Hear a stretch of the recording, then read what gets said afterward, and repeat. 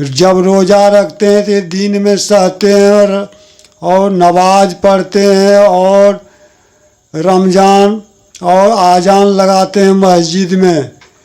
लेकिन रात होते ही इन्होंने मुर्गी मांस खाना शुरू कर देते हैं। रात भर खाते हैं, दिन में सहते हैं, रात में मुर्गी काटते हैं, खूब मज़े से खाते हैं।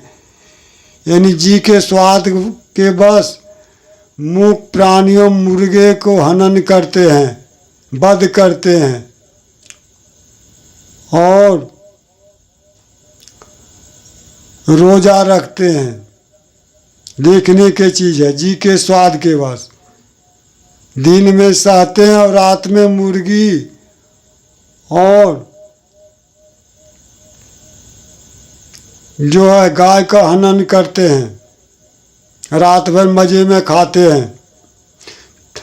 ते हत्यारे लोगों का जरा सोचो और मन में विचार करके देखो, ये हत्यारे लोगों का स्वर्ग कहाँ से प्राप्त हो सकता है? इनको विहिष्ट मन का अर्थ होता है स्वर्ग। कहाँ से होवे जो सांझे मुर्गी मारे। हिंदू की दया में हर संतन की दोनों घट से त्यागी। हिंदू लोग अपने शरीर में से दया और मुसलमान भाई मेहर का अर्थ होता है दया, अपने शरीर से त्याग दिए और दोनों निर्दयता में कठोरता रूपी अग्नि में जल रहे हैं, अर्थात क्रूर हो गए हैं, निर्दोष जानवरों को हत्या कर रहे हैं जी के स्वाद के बस। तिनको स्वर्ग कहाँ से होवे जो दिन है मुर्गी मारे। ते दोनों को कहाँ से स्वर्ग प्राप्त होगा? हिंदू और मुसलमान को, जो पारण होते ही मांस मछली खाना शुरू कर देते हैं, जीव वध करना शुरू कर देते हैं एकादशी व्रत के बाद। हिंदू की दया में हर संतन की दोनों घट से त्यागी। ये दोनों निर्दयी हो गए हैं, मांसाहारी होने के कारण ये दोनों निर्दयी हो गए हैं और निर्दोष जानवरों को हत्या करते हैं और जी के स्वादवश मांस खाते हैं। ही हलाल वे झटका मारे, आग दोनों घर लागी। हिंदू लोग एक ही झटके में बकरू को काट देते हैं, बलि देते हैं देवी देवताओं पर, और मुसलमान भाई उसे गला रेत कर जबह करते हैं, रेत कर प्राण लेते हैं, अर्थात हत्या का काम करते हैं। इसीलिए यहाँ कह रहे हैं ये आग दोनों घर लागी। ये दोनों हिंदू और मुसलमान आग निर्दयता की अग्नि में जल रहे हैं। अंत में कबीरदास जी कह रहे हैं हिंदू तुरक की एक राह है, सतगुरु सोई लखाई।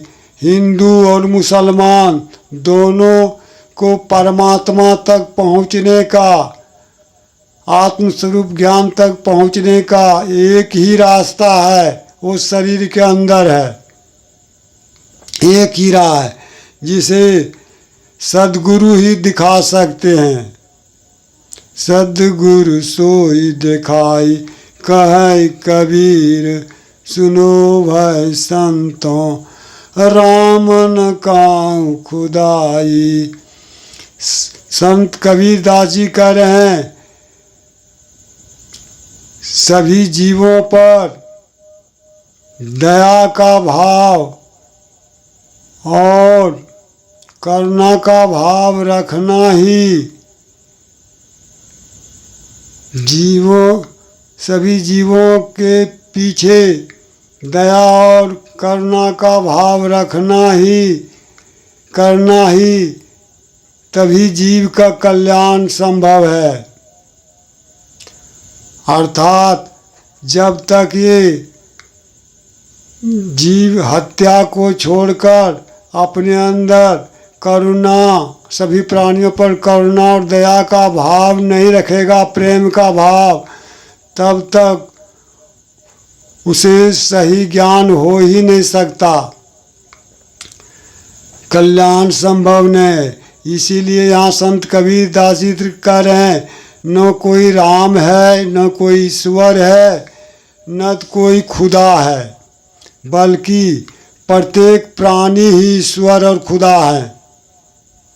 जिस प्राणी के हृदय में करुणा और प्रेम का भाव हमेशा बना रहता है, वही प्राणी ईश्वर और खुदा है।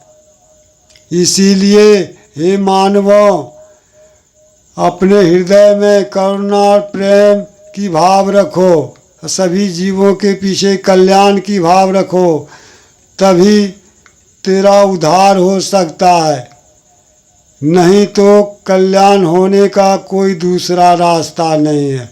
हरि ओम तत्सत। अब एक आखिरी भजन